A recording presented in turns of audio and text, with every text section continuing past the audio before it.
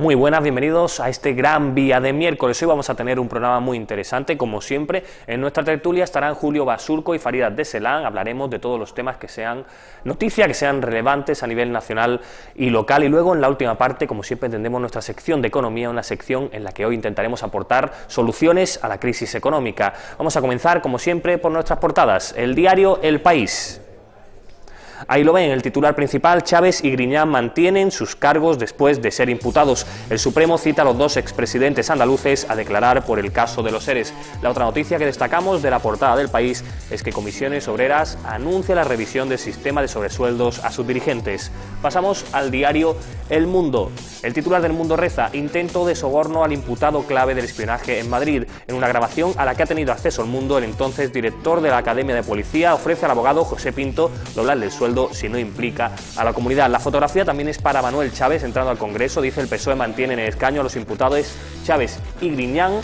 Titular que también destacamos de la portada del Mundo. Pasamos al diario ABC. Ahí lo ven, como siempre, una única noticia, la portada, esa fotografía para Manuel Chávez y José Antonio Griñán. Y dice ABC: imputados. El PSOE no pide el escaño a Chávez y Griñán pese a que el Supremo ve indicios de prevaricación y malversación. Pasamos a la prensa local. El diario El Faro de Ceuta. La ciudad invitará a las empresas a licitar los contratos menores. A partir de un censo, cada sector empresarial que preparará la Consejería de Hacienda será esa invitación que anuncia el Gobierno. Destacamos también que Educación, el Ministerio de Educación quiere que el Instituto Almina sea un centro de FP. Pasamos al diario El Pueblo, la fotografía para el buque de FRS, y reza el titular: el buque Paseo por Formentera permitió que Ceuta no quedase incomunicada por vía marítima. El titular principal del diario El Pueblo dice que la ciudad invitará a las empresas a concursar en gastos de más de 500 euros. Destacamos también un suceso que dice: 4 individuos roban a punta de pistola en una obra. Pasamos a la prensa digital. Ceuta al día, y lo están viendo. El Ministerio estudia convertir el Instituto Almina en un centro integrado de formación profesional. Ya saben, una noticia que también llevaba el diario El Faro de Ceuta. Y destacamos esa noticia relacionada con el temporal. FRS es la única compañía que ha amanecido este miércoles con sus barcos amarrados a puerto. Y cerramos este apartado de repaso de la prensa con Ceuta Actualidad, que reza en su titular principal una foto del Hospital Universitario de Ceuta. La mitad de las mujeres que dan a luz en el Hospital de Ceuta son marroquíes. También destacamos la otra foto, también relacionada con el temporal. Dice: las conexiones con Algeciras quedaron suspendidas desde media tarde, a excepción del Pasión por Formentera. Y una pequeña noticia que lleva Ceuta Actualidad en su portada, que dice: el Gobierno presenta la nueva norma sobre contratos menores como un beneficio para la economía local. Sobre esa nueva norma para los contratos menores hablaremos en unos instantes aquí en nuestra tertulia. Vamos a ir ahora un poquito a publicidad.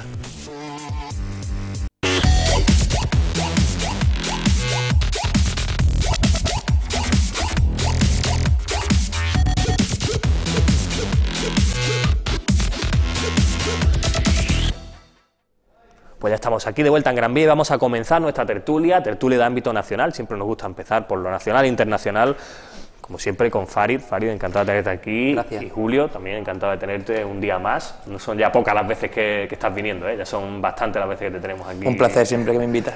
Esta es tu casa, o sea que, por supuesto vendrás más veces, esperemos, ¿no?, que pueda venir más veces. Bueno, vamos a empezar por el tema que creo que es el tema de la jornada, la principal portada de todos los diarios, de los principales diarios nacionales, que es la imputación de Chávez y Griñán, que supone un punto de inflexión, yo creo, para el PSOE, porque habían venido defendiendo mucho aquello de no les quitamos de su puesto porque no están imputados, y ahora parece que la versión empieza a cambiar. Bueno, no les quitamos de su puesto porque no están imputados por ningún delito concreto. Farid, ¿cómo ves eso?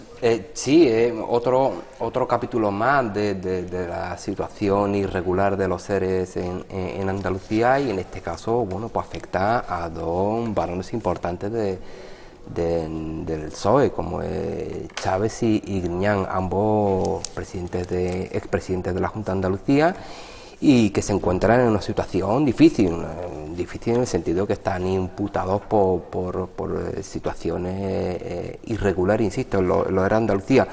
Una situación difícil que atraviesa, en este caso, el PSOE de Andalucía, ¿no? Hace escasamente pocos días el actual secretario general del PSOE en una televisión llegó a afirmar que bastaba con la imputación para retirarle el acta de diputado.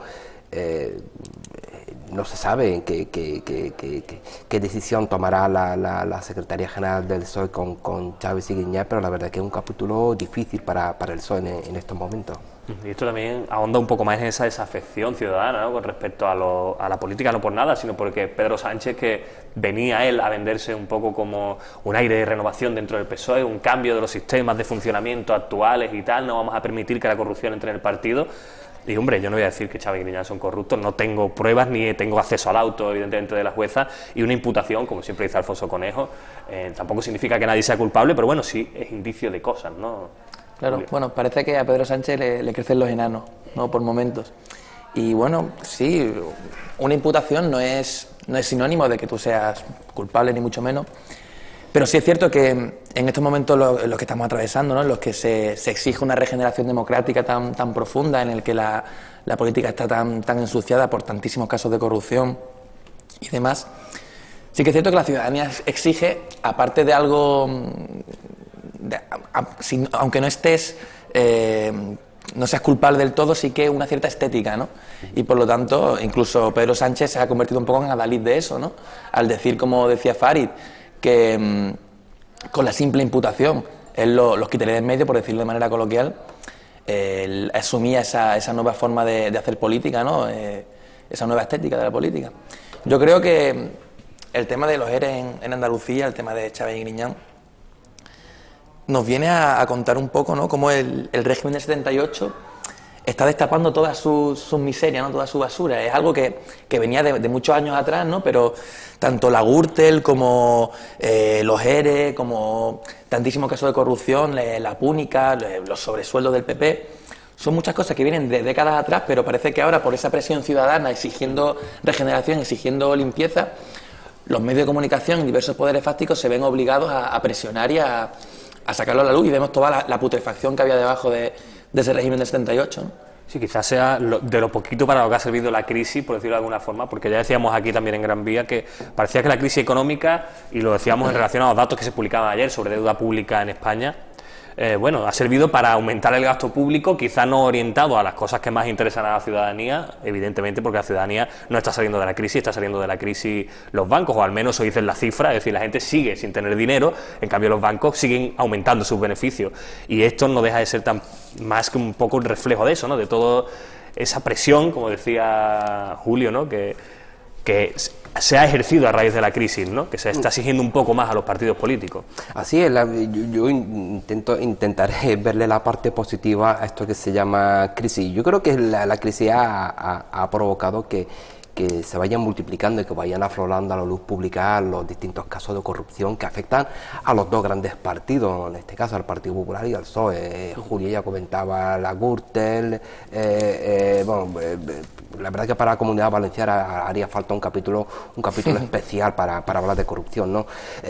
Gürtel, Púnica, los famosos sobresueldos, Bárcenas, yo creo que es un cúmulo de situaciones irregulares, de corruptela a diestro y siniestro, ¿no?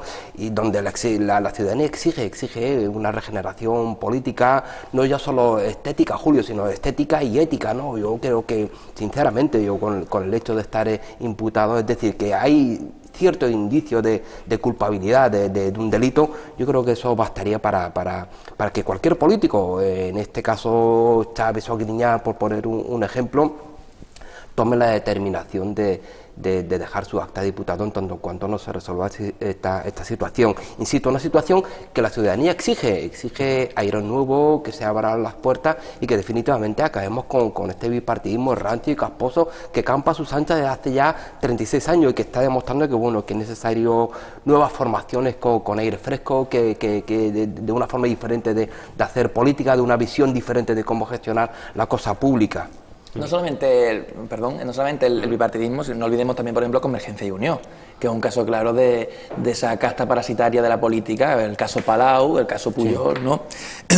Yo creo que también, ya que hablamos de corrupción en general, no solamente del tema de los ERE, hay que acentuar bastante, porque muchas veces se nos pierde de vista, ¿no?, y lo desenfocamos, el tema de los corruptores. No hay corruptos sin corruptores. Siempre centramos el foco de la noticia en la parte política, en el político que pone la mano y le dan el sobre, ¿no?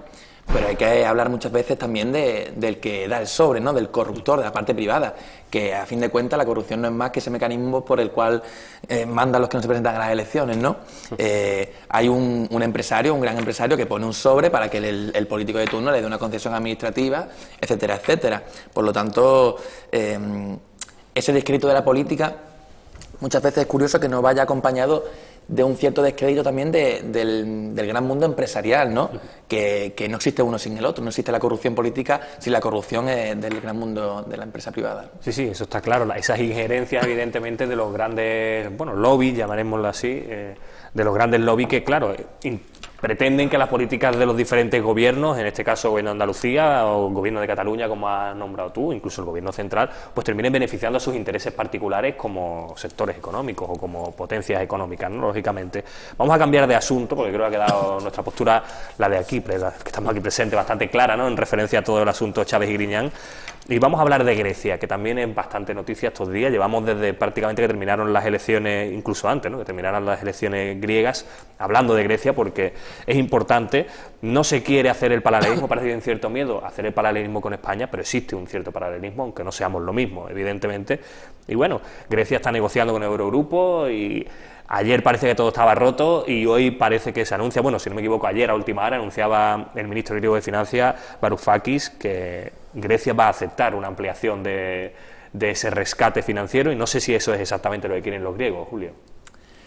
Yo creo que el tema de Grecia, primero lo que has dicho de Grecia no es España, que se decía mucho, hasta que podía ganar Syriza, y por lo tanto ahí sí que era España, ¿no? Había que decir que Syriza era el demonio y que por lo tanto había que tener cuidado, porque aquí podía ganar un Syriza que se llamaba Podemos, ¿no?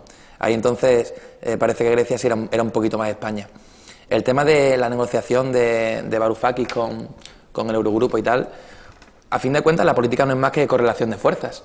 Mucha gente ya está diciendo que al final Syriza ya no va a poder hacer lo que pretendía, ¿no? Que va a asumir los rescates y los memorándum de la Troika, etcétera, etcétera. Bueno, Syriza acaba de empezar ahora mismo, lleva 2 días gobernando, como quien dice, ¿no? Y como te digo, la política es negociación, ver la fuerza que tienes, correlación de fuerza o correlación de debilidades, como se quiera ver. Y por lo tanto, bueno, pues habrá que ver cómo se desarrollan los acontecimientos. Desde luego, lo que han dicho en las urnas los griegos es que no quieren más austeridad, no quieren más política dictada desde Bruselas o desde Berlín, desde Alemania, como quiera verse, que prácticamente es lo mismo, ¿no? Desde las camarillas de Merkel. Y Syriza se debe a sus votantes. Y los votantes han dicho que basta de austeridad, ¿no? Y bueno, pues a ver cómo... Sí, no sé si esto contradice, no sé si esta última medida, este anuncio, ¿no?, del ministro Varoufakis, pues bueno, contradice precisamente ese programa que quería llevar Syriza adelante, ¿no?, el no más rescate. No, en absoluto contradice. Yo creo que al contrario. El incipiente gobierno griego, a mi parecer, un gobierno valiente y que está demostrando una responsabilidad realmente en mayúscula. Un gobierno que pretende que Grecia siga teniendo la independencia política sin ningún tipo de injerencia financiera en cuanto a la eurozona, y le está plantando cara a un invento que yo hasta la fecha nadie ha sabido explicarme cómo se inventó ni el porqué, lo que todos llamamos troika, un invento que existe por ahí, una institución así un poco opaca, que bueno, que camina, que campa sus anchas por Europa y que se encarga, bueno, de presionar financieramente a gobiernos legítimos y soberanos, ¿no?, como el nuestro, por ejemplo, o como el griego, insisto, un gobierno joven, un gobierno valiente y que está demostrando, a mi parecer, una altura política realmente envidiable. Syriza quiere rescatar a un país que está sufriendo la embestida de la Troika y por ende de la eurozona con esto del austericidio, como lo llaman popularmente, y pretende rescatarlo de forma digna, valiente y muy responsable. El actual ministro de Finanzas está realmente haciendo auténtica estratagema para intentar llegar a un acuerdo y no romper el acuerdo con la eurozona, quienes están demostrando realmente acciones realmente no coherentes el resto de países europeos, que están demostrando que son auténticos miserables. Intentan arrinconar a Grecia, intentan restarle el oxígeno a Grecia, intentan ahogarla con sus propias teorías, ¿no? Yo insisto, el actual ministro de Finanzas está demostrando saber muy bien lo que hace, con una responsabilidad realmente mayúscula y envidiable, y que pretende rescatar a Grecia sin ningún tipo de injerencia, en este caso financiera. Lo que dice Farid de la actitud que se tiene con Grecia, ¿no? Lo reflejaba muy bien Tsipras, el nuevo primer ministro de Grecia, en su día, cuando hablaba de las políticas de austeridad sobre Grecia. Decía: Grecia es como una vaca a la que le han dicho que hay que ordeñarla el doble de veces, y en cambio se le prohíbe comer hierba. Así es. Se le prohíbe crecer, y en cambio se le exprime hasta la asfixia, ¿no? Yo creo que lo que estamos viendo con Varoufakis y con Syriza en general, a fin de cuentas, es un pueblo peleando por su soberanía, que es lo que le ha robado, lo que nos está robando la Troika, y lo que los pueblos del sur, sobre todo de Europa, con nuevos movimientos sociales, con nuevas formas de empoderamiento y con distintos métodos, cada uno en su contexto, estamos volviendo a exigir sencillamente soberanía. Por eso se habla tanto de que no es una cuestión de izquierda o derecha, y eso en absoluto es negar la ideología o negar el pensamiento que cada uno tiene. Por supuesto que todos tenemos nuestras ideologías y venimos de la tradición política que venimos, pero cuando decimos que no es una cuestión de izquierda o derecha, lo que queremos reflejar es que a día de hoy es tal el robo de la soberanía que sufren los estados-nación de Europa, que sencillamente exigir soberanía, exigir cosas de sentido común que puede comprar una persona de derecha, una persona conservadora, es algo casi revolucionario. Y por eso a Syriza se la pinta como izquierda radical, cuando, a fin de cuentas, lo que exige no es más que lo que exigiría cualquier partido socialdemócrata en el año 80. Sencillamente redistribuir mejor la riqueza, y que todo ser humano, por el simple hecho de serlo, tenga acceso a eso que se llama estado de bienestar. Una vivienda digna, una educación, sanidad y un techo, ¿no? Bueno, vivienda digna ya lo he dicho, pero no es nada del otro mundo, no es ningún programa bolchevique, ni mucho menos, ¿no? Y en cuanto a lo de que, por terminar ya, es cierto que España no es Grecia. Yo creo que si fuese España la que estuviera negociando hoy día, se verían obligados a tratarla un poco mejor que como están tratando a Grecia, más que nada por el papel que tiene España en Europa, ¿no? Que no olvidemos que somos la cuarta economía del euro, y que creo que España en PIB representa como un 12% de Europa, mientras que Grecia creo que un 2 o un 3, una cosa así, ¿no? Por tanto, cada uno tiene, digamos, su peso en Europa, y por eso yo creo que a Grecia le vendría fenomenal que en los pueblos del sur, en España, porque vemos que, de hecho, hace poco Mélenchon de Francia dijo que todo el mundo sabía que el siguiente era España, en ese sentido del cambio, ¿no?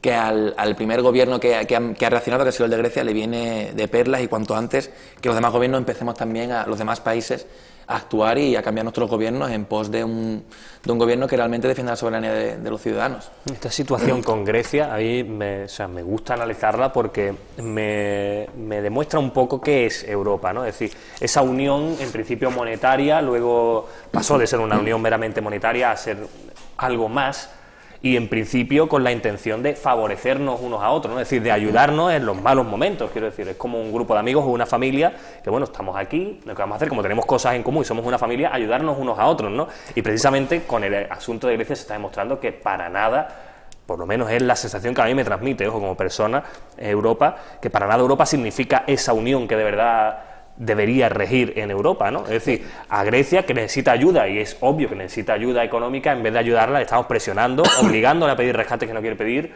se le prohíbe acceder a esa compra de bonos del Banco Central Europeo. Es decir, cualquier medida de desarrollo económico no se le va a aplicar a Grecia. Así es, Nacho, lo que yo comentaba al principio con el gobierno soberano de Grecia, lo que se pretende arrinconar, y el ejemplo de la que comentó Julio representa gráficamente tal cual la actual situación. Grecia pretende el auxilio del resto de países europeos, y sin embargo el resto de países europeos la actitud es absolutamente miserable. Claro, sí, imagínate, yo siempre digo, imagínate que fuera tu hermano. Empezando por nuestro país, ¿no? Una actitud absolutamente miserable de dar la espalda a un gobierno nuevo, joven, y que exige un voto de confianza de un club, como tú comentaste muy bien, Nacho,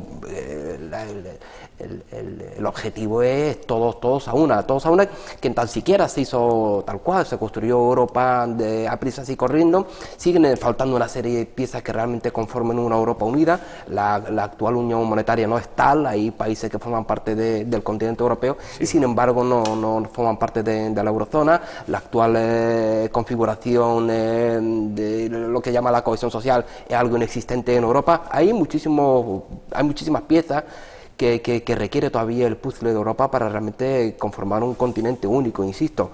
Y de todo esto yo creo que lo noticiable es la actitud, insisto nuevamente, cobarde, traicionera y miserable del resto de países, que son ellos quienes deberían de prestar ayuda a Grecia y, por ejemplo, pues España por haber pasado la actual situación de crisis y espero, llevado una experiencia. Sin embargo, son los primeros en sacar a la luz pública la deuda. Al principio, cuando se prestó dinero a Grecia, se prestó sin el consentimiento del resto de españoles. Ahora, por lo visto, la deuda la tenemos todos los españoles con Grecia, algo, insisto, totalmente miserable por parte de España. Sí, quizás había que preguntar también a los españoles si quieren exigir esa deuda a Grecia. Exacto. O quizás los españoles de a pie prefieren ayudar a Grecia, no lo sabemos. Vamos a dejarlo aquí, ¿vale? Julio, si no te importa, sí. Farid, seguimos luego, vamos a ir a un segundito a publicidad, a la vuelta viene Laura Ortiz con todas las noticias de Ceuta y luego continuamos, si queréis, hablando de Grecia o si no, de los asuntos locales, que hay mucho de lo que hablar. Vamos a publicidad.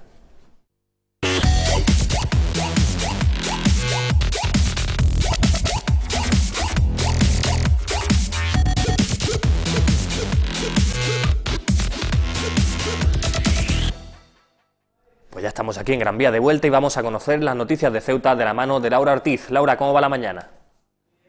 Buenos días, Nacho. Lo de buenos, por decir algo, porque un día más comenzamos hablándoles del temporal, porque la alerta amarilla por viento y fenómenos costeros se mantiene. Al menos hasta este jueves. Todas las navieras han cancelado sus salidas, a excepción de Balearia, que ha reanudado la comunicación con la península con el buque Paseo per Formentera. Bomberos, de hecho, ya lleva 4 salidas en esta mañana por desprendimiento de cascotes y cables eléctricos y también por la caída del cartel de un negocio.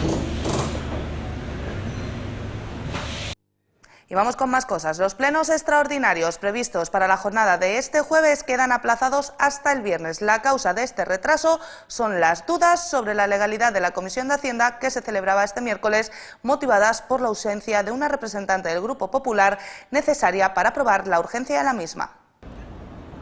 La Comisión de Hacienda de este martes, celebrada para abordar las cuestiones que se debatirán en las próximas sesiones plenarias extraordinarias, se ha situado en el ojo del huracán después de que Caballas planteara la ilegalidad de la misma por la ausencia de un miembro del Grupo Popular para aprobar la urgencia. Los localistas han explicado que antes de que comenzara la comisión recordaron al consejero de Hacienda, Emilio Carreira, que era necesaria la presencia de algún miembro del Grupo Popular debido a que él es miembro del gobierno pero no cargo electo y por lo tanto no pertenece al grupo. Carreira explicó que estaba previsto que se incorporara a la sesión la diputada Fátima Mohamed dos Santos, algo que no ocurrió y por lo que Caballas planteó que la comisión era ilegal y solicitó a la secretaria que certificara las actas. A raíz de esta situación se ha determinado que la comisión vuelva a celebrarse mañana, ya con la presencia de un representante del Grupo Popular para abordar las cuestiones a tratar en ese pleno extraordinario que no se celebrará este jueves, sino que tendrá lugar el viernes.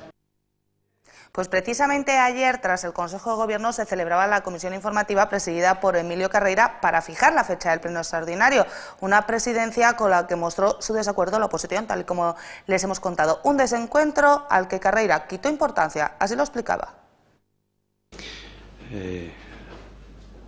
Hemos tenido, después de la reunión del Consejo de Gobierno, una comisión informativa a la que el señor Mohamed Ali ha declarado ilegal.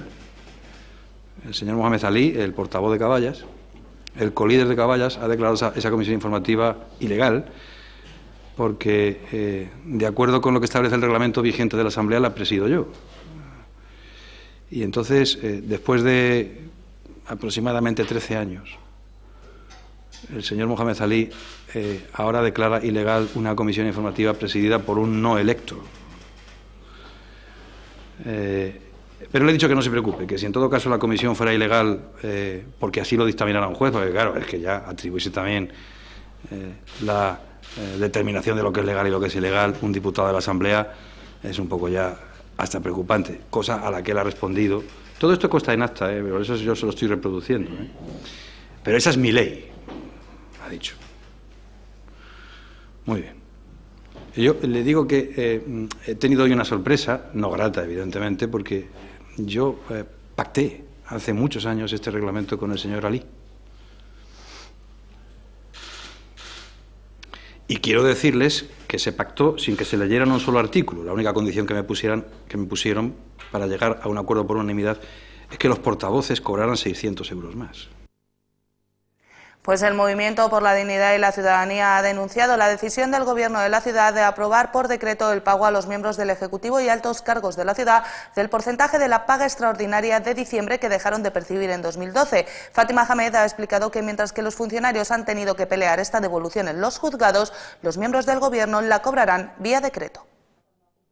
Fátima Hamed, representante del Movimiento por la Dignidad y la Ciudadanía, ha denunciado que los miembros del Gobierno y los altos cargos cobrarán la parte proporcional de la paga extra del mes de diciembre de 2012 vía decreto. Efectivamente, lo que hace el Gobierno de la ciudad vía decreto es aprobarse asimismo el pago del 24,04% de lo que se dejó de percibir en concepto de paga extraordinaria en el año 2012. Todo ello mientras que los funcionarios han tenido que recurrir a los juzgados para que se les devolviera esta parte de la paga extra.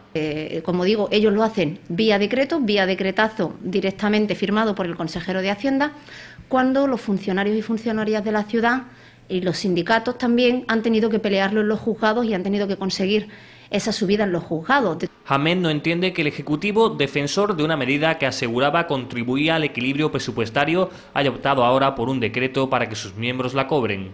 También llama la atención no solamente que para ellos, para la autorregulación, el Gobierno del Partido Popular le basta con un simple decreto firmado para pagar a todos los miembros del Gobierno y a todos sus altos cargos esa parte proporcional que se dejó de percibir en concepto de paga extraordinaria, sino que también ellos que predican tanto con esos criterios de austeridad vuelven a demostrar que es una austeridad para los demás, una austeridad para la ciudadanía. La representante del Movimiento por la Dignidad y la Ciudadanía ha explicado que hasta el momento el Gobierno no ha explicado a cuánto ascenderá la cantidad final ni de qué partidas del presupuesto se detraerá la misma. Y la empresa Mueco Ceuta ha inaugurado unas nuevas instalaciones en Loma Margarita. Al acto de apertura asistieron, entre otros, el delegado del Gobierno y el presidente de la ciudad. Ambos han destacado la excelente trayectoria de Mueco Ceuta, un negocio preocupado, dicen, por la vanguardia y que cuenta ahora mismo con más de una veintena de trabajadores.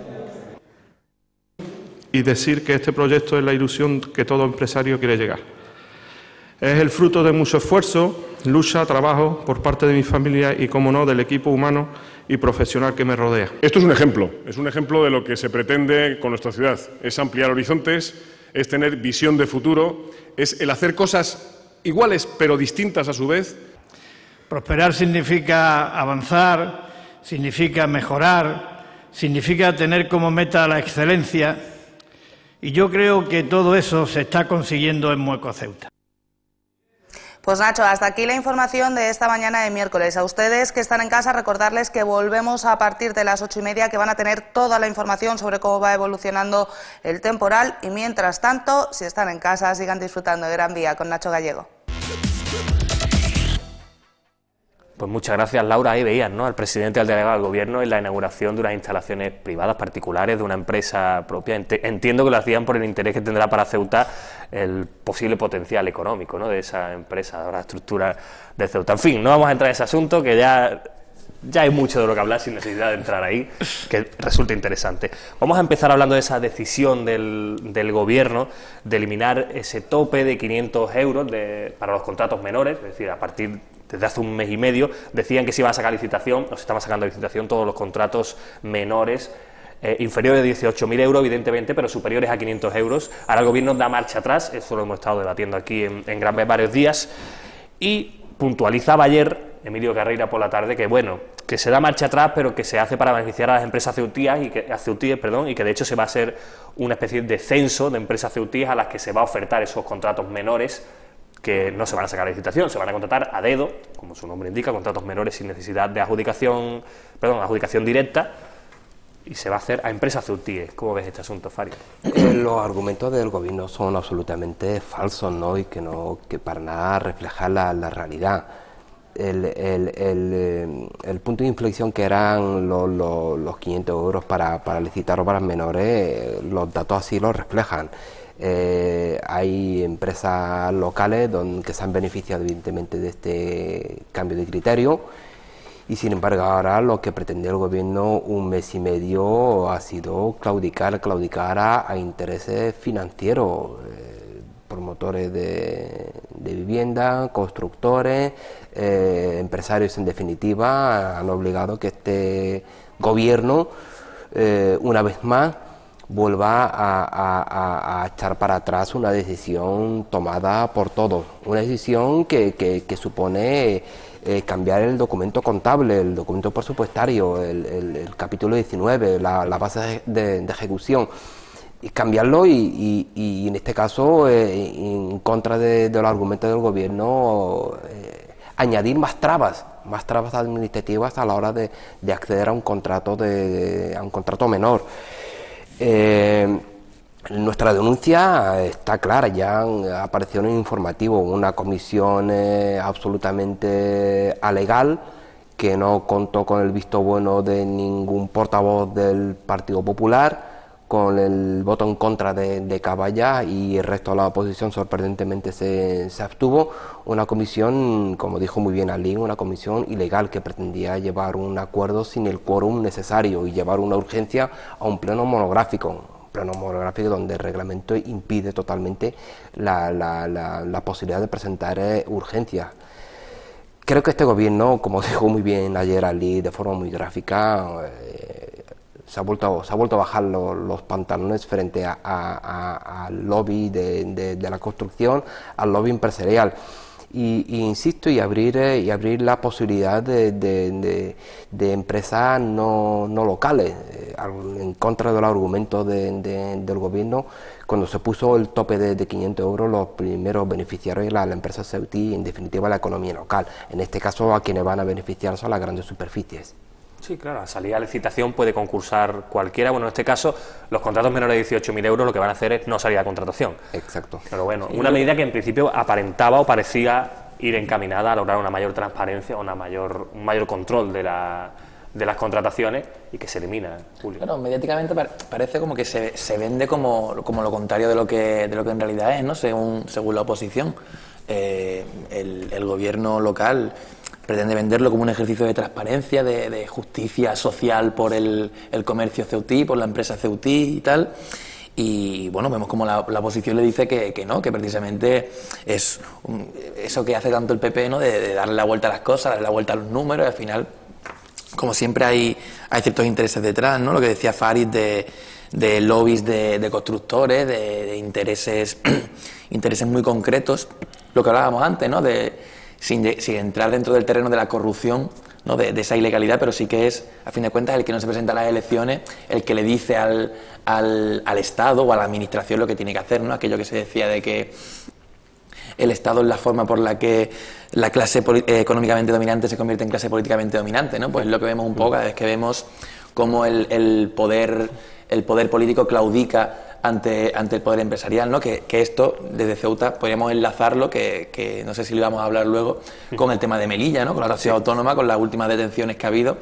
Precisamente había implicado uno de los mandatarios del gobierno local del PP de allí de Melilla, y precisamente por estar mezclado en tramas de otorgar obras públicas de manera ilícita a empresas privadas, ¿no? Sí, eso es una cosa que se puede lograr en el momento en que tú tienes la decisión de otorgar las obras a quien tú quieres, evidentemente.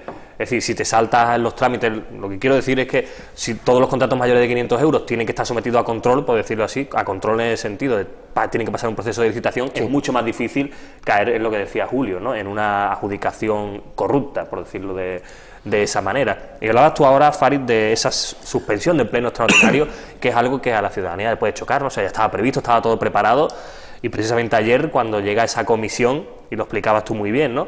Llega la comisión y no se celebra, o sea, la comisión se celebra, pero no es legal porque resulta que no había representante oficial del Grupo Popular. Una comisión informativa, la de Economía y Hacienda, donde los componentes eran la oposición únicamente, la inexistencia por parte del gobierno. No olvidemos, un gobierno mayoritario, un gobierno que tiene 18 diputados en un marco de 25.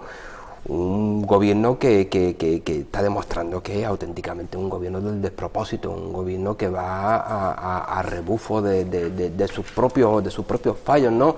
El gobierno pretendía que se aprobase por urgencia, insisto, el apartado 19 de la base de ejecución de los presupuestos, pero que eso no era imposible, puesto que el Partido Popular no contaba con ningún portavoz del Partido Popular, salvo el presidente de la comisión informativa. Pero no me interrumpa, sí. Fari, ese capítulo 19, ¿qué gastos son? Para que la gente pueda saber qué es lo que quería aprobar exactamente el gobierno por urgencia. La base de ejecución de los contratos, en este caso, a cambiar los criterios. Exacto, modificar los criterios para los contratos, para la adjudicación de los contratos menores, que no es peccata minuta, que es algo importantísimo, que la idea era mantener ese punto, a fin de que, bueno, de que todas y cada una de las empresas locales pudiesen participar en la licitación, en un proceso transparente y igual pues para todos. Y ahora, por lo visto, el gobierno, un mes y medio después, pues pretende desdecirse y volver a abrir esta posibilidad de licitación, insisto, añadiendo 2 tramos nuevos más. O sea que en todo caso lo que hace es añadir más trabas burocráticas a un hecho antes que era básico y sencillo y con un simple tramo administrativo. Pero que volviendo al hecho en cuestión de la comisión, Nacho, los argumentos del gobierno son realmente traicioneros y cobardes, ¿no? La comisión la formaban la oposición totalmente, y el presidente de la comisión, que insistimos que no hay inconveniente en que sea cargo no electo, pero lo curioso es también que el gobierno tira de un personaje no electo, de una persona no electa, de una lista de 28 diputados. Este cargo no electo no para nada viene respaldado por la soberanía popular. Este consejero y presidente de la Comisión de Hacienda no tiene el respaldo de los ceutíes, y sin embargo el gobierno del Partido Popular, presidido por Viva, nos lo cuela en el seno de la Asamblea, y para más Sinri lo convierte en consejero de Economía y Hacienda. Preside una comisión totalmente ilegal, insisto, sin ningún portavoz del Partido Popular, únicamente de la oposición, y que pretende llevar a urgencia a un pleno extraordinario, una urgencia donde, insisto, según reglamento, los plenos extraordinarios no cabe la posibilidad de presentar una urgencia. O sea, que había una doble ilegalidad, digamos. Primero, no había ningún representante del Grupo Popular, porque Carreira no es representante del Grupo Popular, no haber estado en esas listas, no haber sido electo. Y por otro lado, pretendían hacer una cosa que el reglamento no permite, que es meter una medida de urgencia en un pleno extraordinario. Vale, eso son dos cosas, hombre, hay que aclararlo todo para que la gente lo tenga bien clarito. Julio, te quiero preguntar, este es un asunto que quizás es más un poco tu terreno, por decirlo así, esta decisión del tope de los 500 euros lo adoptó el Gobierno y la Asamblea por unanimidad, es decir, votaron todos los representantes de la Asamblea, que en teoría son los representantes democráticamente elegidos del pueblo, y en cambio ahora la decisión de volver atrás ya no se ha hecho de momento en Asamblea. Ya la decisión está tomada y la ha tomado el Gobierno por su cuenta, sin contar en este caso con el resto de partidos políticos. Digo que es más tu terreno porque quizás se puede hablar más en términos democráticos y no quizás tan claro, ¿no? Sí, lo podemos extrapolar un poco a lo que ha sido a nivel nacional toda la legislatura del PP gobernando a golpe de decreto, ¿no? Sí. Cuando el Partido Popular tiene mayoría absoluta, sabemos que lo entienden como un ordeno y mando, como aquí estoy yo, no tengo que hablar nada con nadie, y punto y pelota, ¿no? No sorprende nada. Es que, claro, cuando hablamos del Partido Popular y ellos muchas veces se cree que pueden dar lecciones de democracia a los demás, ¿no? Cuando surgen nuevas fuerzas políticas lo estamos viendo, ¿no? Que populistas quieren destruir la democracia. Y parece que nos olvidamos de dónde viene esta gente, de dónde viene el Partido Popular. Es decir, el Partido Popular no es más que esa derecha en la que se convirtió el franquismo. En España vienen de allí, es decir, Jaime Mayor Oreja, en sus declaraciones, ¿no? Un nostálgico del franquismo puro y duro. Manuel Fraga, el fundador, ministro de Francisco Franco. Son los que tienen a un tipo como Rafael Hernando, que dijo sin ruborizarse que las asociaciones de memoria histórica solamente se acuerdan de sus muertos cuando hay subvenciones. Eso en cualquier partido democrático, en cualquier estado democrático, esa persona estaría fuera. Nos imaginamos que en Alemania alguien dijera que las asociaciones, pues para recordar el Holocausto, para que no caiga en el olvido toda la tragedia, toda la barbarie del Holocausto nazi, se olvidan, se acuerdan de las subvenciones, o sea, se acuerdan de sus muertos y de las víctimas del Holocausto cuando hay subvenciones. Esa persona estaría incapacitada para la política y aquí no pasa nada. Aquí el franquismo y los sucesores del franquismo, pues parece que es algo de charanga y pandereta, ¿no? Y no pasa nada, ¿no? Pues por eso cuando esta gente tiene este tipo de golpes encima de la mesa autoritario, no nos puede sorprender. Y yo recuerdo que el delegado del gobierno, el señor Francisco Antonio, que si aquí en Ceuta tenemos una persona representante de esa extrema derecha, para mí sería él, cómo se permitió el lujo de decir que ciertos miembros de la oposición tenían polvos del muro de Berlín, queriendo volver a hablar de países lejanos, ¿no? Del Berlín oriental, del Berlín comunista o socialista real. Y no tiene que irse tan lejos. Si a los antidemócratas ya los tenemos aquí en España, se llama Partido Popular. Los herederos de la dictadura los tenemos aquí en España, se llaman Partido Popular. Bueno, ya que estamos clasificando a los partidos de alguna manera, cada uno con su opinión, no podemos suscribir personalmente ninguna, no tengo esa potestad aquí en el programa. Luego fuera de cámara podré suscribir lo que quiera, pero aquí no. Oye, Farid, ¿es Caballa el Syriza ceutí? Una pregunta con trampa, casi. Sabes que las comparaciones siempre son odiosas. Sí que es cierto que Caballa siempre ha contado con la ciudadanía. Siempre hemos sido un partido humilde, transparente, que pretendemos insuflar aire nuevo a la política local. Intentamos, implementar un modelo económico nuevo, un modelo de ciudad diferente, donde todos quepemos y que realmente sea una ciudad de todos los ceutíes. Una de las últimas actividades que está llevando Caballa es compartir con la ciudadanía la confección del programa electoral para las próximas municipales. Yo insisto en que las comparaciones son odiosas, pero yo creo que Caballa merece un voto de confianza. Caballa siempre ha demostrado una altura política, tolerancia a todos, a pesar de ser la diana de todos los miserables. Pero que compararnos con Syriza serían palabras mayores. Sí que es cierto que Caballa pretende una ciudad de todos, una ciudad donde todos podamos construir y poner nuestra pieza en sentido positivo, y quizá nos acerquemos un poco a Syriza. Yo te lo preguntaba porque ahora todos los partidos que buscan un cambio, tanto a nivel nacional como en términos autonómicos y locales, están intentando apuntarse al carro de Syriza, ¿no? Porque es caballo ganador, sin duda, por lo menos en Grecia lo ha sido, y parece ser que en España también puede aglutinar a un importante número de personas, incluso en Ceuta, tanto que podría llegar a dar algún diputado o algunos diputados. Te preguntaba, a ti porque estás aquí, le pregunto también a Julio, ¿no? ¿Cuál te parece a ti que es el partido más... podríamos calificar como Syriza? Yo no sé si a nivel local Caballa es la Syriza de Ceuta, lo que sí sé es que a nivel nacional Syriza sería Podemos. Es decir, creo que no cabe duda, y no tanto por la similitud programática, porque ahí podríamos hablar de Izquierda Unida, por ejemplo, a nivel nacional. De hecho, el programa económico de Syriza lo han hecho con miembros también de Izquierda Unida. Estaba allí, ¿no? Pero, en el cierre de campaña, claro, igual que estaba Pablo Iglesias, estaba un representante. Sí es cierto que a Syriza se la compara muchísimo con Podemos, porque Podemos, según las encuestas, sí tiene oportunidad de ganar, posibilidad de ganar. Izquierda Unida no. Y por lo tanto, evidentemente, lo que diferencia a Syriza, lo que hace que Podemos se asemeje, y cualquier partido ya a nivel local que defienda también lo que voy a decir a continuación, es esa oposición ferviente a la autoridad neoliberal impuesta desde Bruselas. Cualquier partido que comparta esa premisa desde un punto de vista, desde una perspectiva progresista, porque también es cierto que tenemos a cierta derecha reaccionaria haciendo lo que siempre ha hecho la extrema derecha, ¿no? Que es apropiarse de cierto vocabulario progresista o del campo de la justicia social, ¿no? Para captar votos y simpatías. Pero bueno, cualquier partido que se sienta partícipe, pues como Podemos, ¿no? Podemos siempre habla de que no es una cosa de un partido, sino de nuevos métodos de empoderamiento, y Podemos, tanto como Podemos como Syriza, no son más que herramientas para lograr ese fin. Aquí cabe todo el mundo.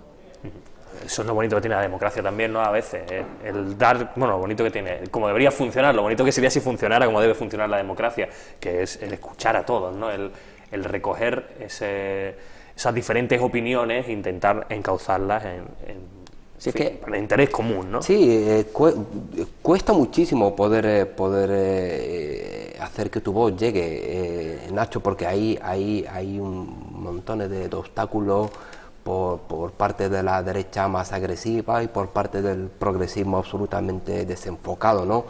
Caballo siempre ha intentado, bueno, ser claro, transparente e ilusionante con la ciudadanía, intentar que todos participen, insisto, en la construcción de la ciudad y preocuparse por cuestiones importantes como el fracaso escolar, el desempleo, un acceso real y digno a la vivienda, y que realmente haya un reparto, lo comentaba antes Julio, un reparto real de la riqueza, que logremos entre todos tener una ciudad realmente equilibrada y donde todos quepemos y sea realmente una ciudad en desarrollo. No sé si rica, pero sí que una ciudad vaya en desarrollándose poco a poco. Eso es lo que pretende Caballa a nivel local. Que es lo que comentábamos antes, ¿no? Que en las últimas décadas de neoliberalismo, ¿no? Y bueno, por no ponernos demasiado técnicos, ¿no?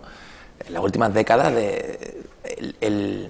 el giro hacia la derecha ha sido tal que hoy día para estar en el bando acertado, digamos, en el bando democrático, eso no hace falta ser de izquierda, si es que sencillamente con ser demócrata, si es que hoy día la tesitura, el eje no es izquierda-derecha, sino democracia contra dictadura. Existe una dictadura en la que se puede votar, para el que entienda que democracia es votar, considera que es democracia, pero existe una dictadura en la que los estados cada vez están más vacíos de poder de decisión, los parlamentos son circos. Muchas veces yo recuerdo varias ponencias de Alberto Garzón en las que lo cuenta, ¿no? Dice, cuando yo salgo a hablar al estrado en el Congreso de los Diputados, la mayoría, o sea, está el Congreso vacío, porque PP y PSOE se abstienen, no quieren ni escucharte, no hay un debate, saben lo que van a votar antes de escucharte. Y dice, y es más, yo prefiero que no estén, porque cuando están me faltan al respeto porque están con el móvil o están hablando, cualquier cosa así, ¿no? Y yo sé que no hablo para ellos, yo hablo para la gente.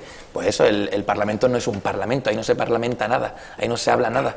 Ahí cada uno da su discurso y que le escuche el que quiera, ¿no?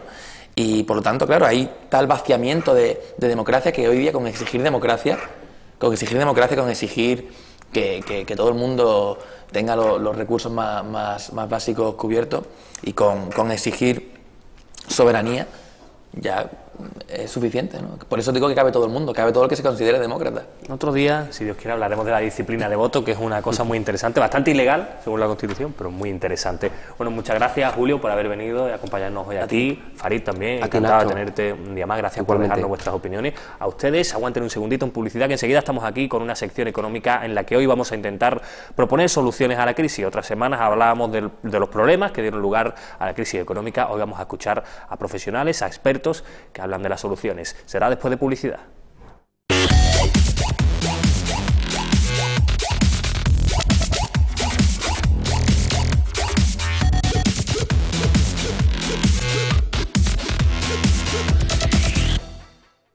Pues ya estamos aquí de vuelta en Gran Vía, vamos a comenzar nuestra sección económica, como anunciamos antes de irnos a publicidad. Hoy vamos a proponer soluciones a la crisis, vamos a escuchar a diferentes expertos que van a darnos o van a apoyar diferentes teorías de posibles soluciones a la crisis económica actual. La semana pasada veíamos de forma muy cinematográfica qué es la crisis, cómo surgió y en qué se apoya esa crisis económica, y hoy queremos escuchar a algunos profesionales, algunos expertos, como el profesor Michael Hudson, profesor de la Universidad de Missouri de Kansas, es conocido como el economista renegado, y él habla de un concepto que está hoy en día muy encima de la mesa, sobre todo por el asunto griego, esa deuda, ese posible perdón de la deuda, esa quita de la deuda. Vamos a escuchar a Michael Hudson, que explica cómo ha surgido esto, de dónde viene ese concepto de perdonar la deuda y si es posible o no.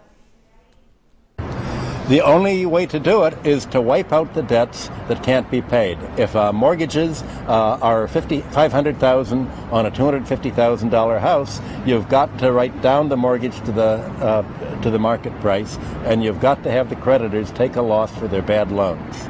Is the bailout of the banks going to solve this financial crisis? No, the bailout of the banks is only paying the creditors and giving the creditors the money for the bank loans without giving a penny of debt relief to the actual debtors who owe the loans. All it means is that the government is taking over the creditor position, and it's kicking out the homeowners and throwing the But won't the homes on the taxpayers market. get their money back in the end?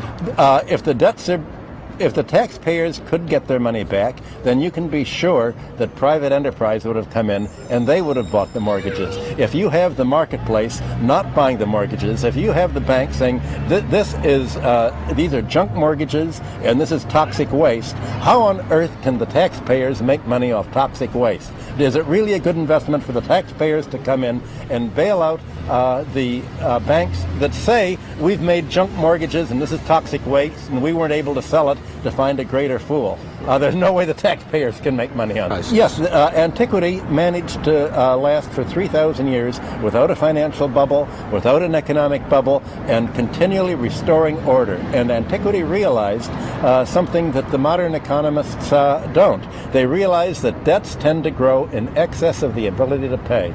And when the debts did that in antiquity, the ruler would cancel the debts. Now that was very easy in antiquity because most debts were tax debts owed to the palace. And it's easy to cancel debts when the debts are owed to you. It's harder to cancel debts once you got to Greece and Rome and the debts were owed to private creditors. That's where the problem begins. So now, 2,000 years later, we can't just cancel the debts by rule of the government. Well, you actually can, because the debts are going to be written off. Already they estimate that they've said there are $8 trillion worth of bad real estate debts.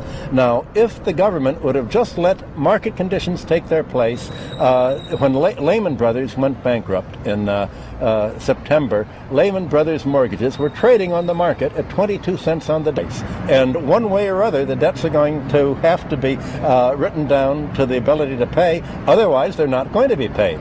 If people can't pay more their debts, they won't be. The question is, how won't they be? So why aren't governments doing that, writing off the debts or allowing the debts to be cancelled today? Very good question. The reason is that the largest contributor to the political campaigns is the financial sector, and the governments have a choice. They can save the economy or they can save the creditors that made the bad loans. They've said, we don't care about the economy, we're bailing out the creditors, that's our constituency, and that's what the governments are doing today. They're not saving the economy, they're saving their constituency, the creditors. They're saving London City, they're saving Wall Street, and they're saving the bourse, and the economy's left to shrink. And until the government saves the economy and writes down the debts to the ability to pay, there's not going to be a recovery from this. But you're saying then that governments are acting in bad faith? They're not acting democratically. What the governments have done have been to turn from a democracy into an oligarchy,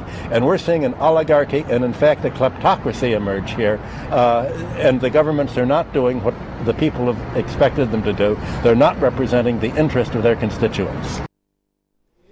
Pues ya han escuchado a Michael Hudson, varios asuntos sobre la mesa. Por un lado, las deudas, esas deudas que ya escuchamos en el asunto griego que estamos viviendo hoy en día. Él dice que desde la antigüedad es un concepto que ya se manejaba, ese de rebajar las deudas e incluso de realizar una quita. ¿Por qué? Porque si la gente no puede pagar la deuda, no la va a pagar y eso va a terminar colapsando el sistema. Michael Hudson lo explica muy bien, bastante claro en este vídeo, ¿no? Dice, la única solución que hay para hacer frente a esa deuda, para que la gente pueda hacer frente a la deuda, es reducirla. También hablaba Hudson del sector financiero y su influencia en el sector político, cómo los políticos terminaron haciendo lo que el sector financiero quería y por qué lo hicieron. No es otro motivo, dice Hudson, que porque el sector financiero es el principal contribuyente del sector político, de los políticos actuales. Y también carga Hudson contra los bancos que dicen nos engañaron a vendernos hipotecas que luego ellos sabían que eran tóxicas y con las que no se podía hacer negocio. Tampoco no rebajando el valor de esas deudas correspondientes a esas hipotecas tóxicas. Creo que es un vídeo bastante claro este del doctor Hudson que hemos visto ahora. Vamos a ver otras soluciones y precisamente una de ellas la propone una película, esa película Una mente maravillosa, que habla del equilibrio de Nash, una fórmula que fomenta la cooperación por encima de la competencia. Lo explica. Vista al frente, caballeros.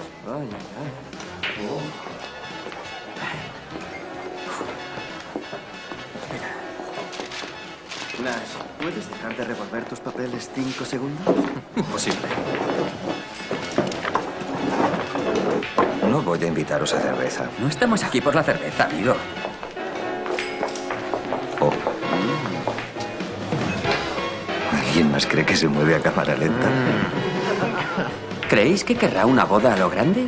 Escoged un arma, sable o pistola. Ninguna. ¿Es que no os acordáis de nada? Recordad las lecciones de Adam Smith, el padre de la economía moderna.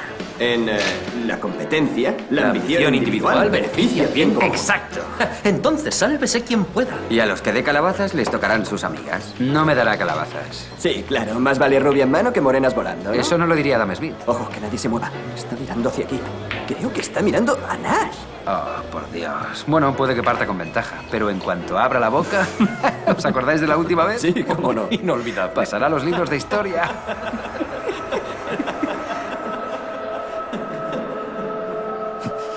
Adam Smith se equivocaba. ¿De qué estás hablando? Si la atacamos todos, nos obstaculizamos. Y ninguno de nosotros se la lleva. Así que vamos a por las amigas. Y nos ignoran, porque a nadie le gusta ser el segundo plato. Pero, ¿y si nadie va a por la rubia? No nos obstaculizamos y no ofendemos a las otras chicas. Victoria asegurada. Y todos echaríamos un casquete.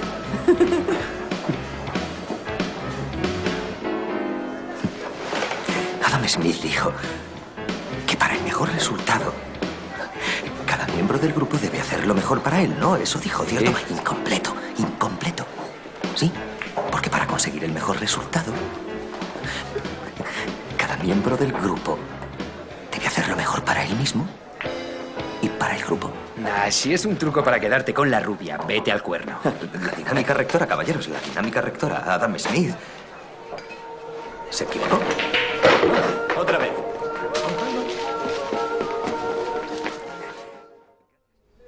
Escuchaban esa teoría expuesta en esta película de Ron Howard, pero que estaba expuesta de forma muy clara, ¿no?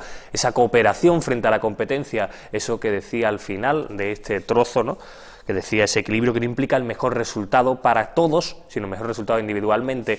Hay que considerar las formas, las cuestiones de otra forma, y quizá eso en Europa también sería necesario en la actualidad. Vicente Navarro, que es también un médico y sociólogo muy importante aquí en España, economista también, explica las raíces de la crisis y cómo solucionarla.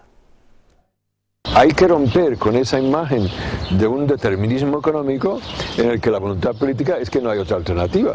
Y en ese aspecto, Atac ha sido magistral siempre recordar a la gente de que hay otra alternativa. La causa de la crisis es política.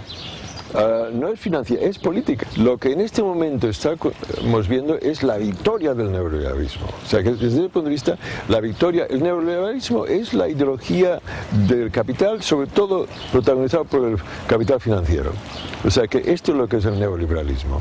Desde el punto de vista, es cierto que en un momento se llega casi a una situación... no voy a utilizar el término colapso, porque colapso no es un término económico, sino político. O sea, que en ese aspecto, si no hay una fuerza política que fuerce un cambio, el sistema no colapsa. Cuando la gran banca está a punto de colapsarse, se toma una decisión, que es salvar esa banca. Independientemente de cómo se ha hecho, que se ha hecho muy mal, pero ¿por qué salvar esa banca? Se podría haber creado una banca pública en la que garantizara el crédito. El tema esencial es el desempleo. ¿Y cómo se resuelve el problema del desempleo? Pues mira que la historia del siglo XX lo muestra, a base de un aumento enorme del gasto público, en base a inversiones, tanto físicas como sociales. Un aumento del gasto público a nivel continental europeo. El estímulo Obama falta en Europa, no ha habido un estímulo Obama. O sea, ha habido una enorme protección a los bancos, pero no ha habido un estímulo de la economía en medidas keynesianas. Esto es la media. La otra, y tiene que hacerse, la otra, una regulación del capital financiero, pero en dosis mucho más grandes de lo que se ha dicho. Vosotros habéis hecho siempre una crítica muy acertada de los países fiscales, pero ¿cuándo se atreverán a hacer algo sobre esto? Es que es un indicador de la falta de voluntad política. Yo he dejado de tener ninguna fe en estas reuniones del G20 y todas estas cosas, porque es que se salen retóricamente afirmaciones que parecen podrían ir en buen camino y luego nunca las hacen. ¿Y por qué no las hacen? Porque el capital financiero continúa teniendo un enorme poder. En Alemania es que es el centro del poder. Europa se hizo en bases a lo que pedía el Banco Central Alemán. Y ha tenido un peso excesivo en la configuración de Europa. Otra medida que tiene que hacerse, cambiarse el Pacto de Estabilidad. O sea, el Pacto de Estabilidad es una medida que está frenando esa expansión de gasto público. Se llama Pacto de Estabilidad y Desarrollo. Oiga, pues permitan mayor desarrollo y menos estabilidad de precios. Pues ya veían a Vicent Navarro, que explicaba varios conceptos. El primero es ese determinismo económico que parecen que los políticos siempre nos venden. Esto tiene que ser así porque es la única solución. No, existen más soluciones. Y él aportaba una, por ejemplo, es aumento del gasto público y de la inversión. Aumento del gasto público y de la inversión, obviamente, orientada al desempleo principalmente, y también el fomentar la competencia, el desarrollo. Y decía él, hace falta más voluntad política frente al poder del capital financiero, también fundamental. Incide también en algo que ya explicaba Michael Hudson, el poder de ese capital financiero, y habla de esta crisis como de una crisis de origen político y de la victoria del neoliberalismo. Pues vamos a escuchar ahora a otro profesional, a Manuel Castells, un sociólogo y también profesor de Economía y de Comunicación en varias universidades, entre ellas la Universidad Abierta de Cataluña. Es un profesor que nos va a hacer reflexionar sobre el origen de la crisis y sobre la posible solución, que no es otra que pensemos que igual no queremos seguir con el sistema que había antes. Y cuando se estalló la burbuja inmobiliaria y a partir de ahí la burbuja financiera y los bancos e instituciones financieras quedaron sin posibilidad de mantener esos créditos totalmente arriesgados y sin garantías que tenían antes, los gobiernos los rescataron a ellos, pero ellos no nos rescataron a nosotros. Entonces, en este momento no hay crédito para las pequeñas y medianas empresas, no hay crédito para seguir consumiendo, estamos montados en un nivel de vida que se basa en el consumo y en pensar que de forma ilimitada podemos endeudarnos y pagar nuestros préstamos, y eso se acabó. Entonces hemos sido drogados por una sociedad de consumo y ahora no sabemos, tenemos el mono de la droga del consumo cuando ya no podemos consumir. Y el gran problema aquí es nuestra capacidad personal, psicológica, de poder vivir con menos dinero. Ahora, por otro lado, tenemos una gran oportunidad, porque lo peor de todo esto es que podemos tener que pasar por una austeridad bastante larga y complicada, por muchos sacrificios, ponernos a trabajar los que tengan trabajo mucho más duro y cobrando menos, y todo esto en el fondo con la idea de volver atrás, de volver al mismo modelo que teníamos antes, es decir, llevar una vida, hablando técnicamente, de idiotas. Es decir, una vida de correr sin parar, para consumir cosas que nos interesan solo a medias, para vivir con la angustia de pagar la hipoteca, pagar el coche, para seguir en los atascos y contaminando todo lo que está a nuestro alrededor, y no tener tiempo ni para vivir, ni siquiera para amar y ser amados, que es quizá lo que a mucha gente les importa más. Entonces, esto es el problema, no solo los sacrificios, sino que sacrificios ¿para qué? Para volver a este mundo que teníamos, que quizá a algunos les guste, pero a la mayor parte de personas, cuando se miran a sí mismos por la noche después de haber pasado un día extenuante, piensan, ¿y todo esto para qué? Pero quizá aquí, en el momento en que no podemos consumir aunque queramos, es el momento de replantearnos, cambiar el chip, trabajar lo que tengamos que trabajar, ganar lo que tengamos que ganar y consumir lo que realmente necesitemos y, sobre todo, tener mucho más tiempo libre. Yo creo que uno de los temas que se podría entrar en la negociación seria entre patronal y sindicatos es esquemas que ya existen en 22 países de la OCDE, a saber, reducción del tiempo de trabajo con reducción equivalente de salario, y en muchos casos entonces el gobierno compensa un 60% del salario perdido. Pero como mínimo la idea de que en lugar de que haya despido masivo, que haya una reducción del tiempo de trabajo que evidentemente para que las empresas no quiebren tiene que ser equivalente a la reducción de salario. Pues ya escuchaban a Manuel Castells, que nos invita a pensar exactamente sacrificios. ¿Sacrificios para qué? ¿Queremos seguir viviendo como vivíamos antes? Quizás hay que repensar, vivir con menos dinero, vivir de otra manera. Eso propone Manuel Castells. Vamos a cerrar esta sección económica con un vídeo. Después haré yo al final un pequeño apartado de conclusiones, pero antes quiero que vean a Fernando Sánchez Dragó en una tertulia sobre economía. Se van a sorprender, Fernando Sánchez Dragó. Pues sí, efectivamente, hace una reflexión muy interesante sobre las personas que opinamos sobre económica. Yo, ustedes en sus casas, cualquier persona en los bares o en cualquier tipo de tertulia televisiva, radiofónica. Él opina sobre eso, sobre lo que pensamos y sobre lo que suponen esas tertulias, y también va a la raíz del problema de la crisis económica. los veo convertidos en teólogos de Bizancio que mientras los turcos trepan por las murallas de Constantinopla están discutiendo sobre el sexo de los ángeles. Todas estas cosas de las que estáis hablando, Solves, las hipotecas basuras, las inyecciones de créditos, si llegan o si no llegan, son cosas absolutamente innanes que no sirven para nada porque no estamos en una situación de crisis, ni de recesión, ni de depresión siquiera. Estamos ante el colosal hundimiento, como el del túnel de Maleni, de todo un sistema político, cultural, económico, social, espiritual y filosófico. Y entonces no vamos a las raíces del problema. Yo creo que la raíz del problema es en primer lugar de índole zoológica.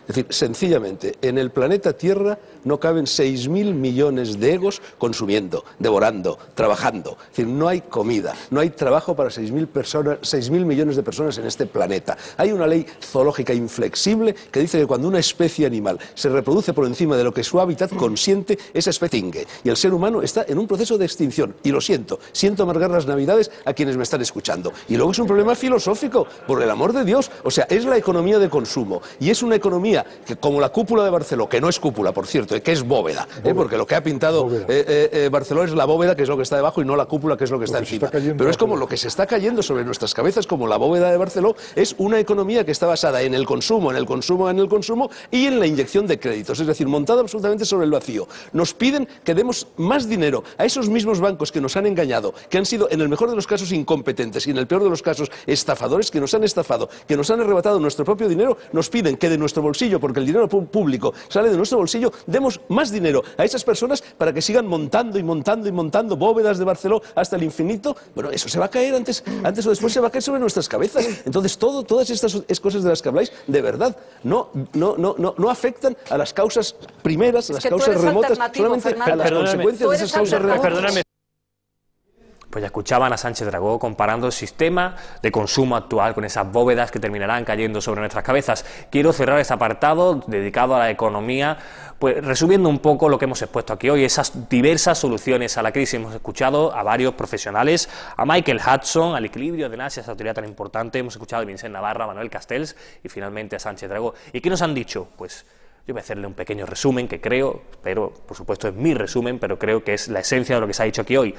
Que frente a la crisis lo que hay que fomentar es la cooperación en vez de la competitividad, una cooperación que nos llevará a obtener resultados, al menos los mejores resultados o resultados garantizados frente a la posibilidad de hundir a nuestro compañero. Salgamos todos adelante. También nos han dicho que tenemos que reducir las deudas, es posible, simplemente hace falta voluntad política y voluntad por parte de los acreedores. Hay que reducir las deudas a quien no puede pagarlas. También nos han dicho esa voluntad política de la que acabo de hablar, hace falta voluntad política frente al sector financiero que quiere controlar que se hace en los países, cómo se orientan las políticas. Hace falta más inversión y gasto público, principalmente contra el desempleo, lo decía Vicent Navarro. Hay que cambiar la mentalidad, vivir con menos dinero y aprender a vivir más el tiempo libre, lo decía el sociólogo Manuel Castells. Y por último nos decía Sánchez Dragó, hay que renunciar a esta forma de vida, a esta forma de consumo. Hay que ser conscientes de que la economía de consumo que hacíamos no es positiva. Con esto les digo adiós por hoy, ya saben, mañana volvemos aquí en Gran Vía a las 11:30. Hasta mañana.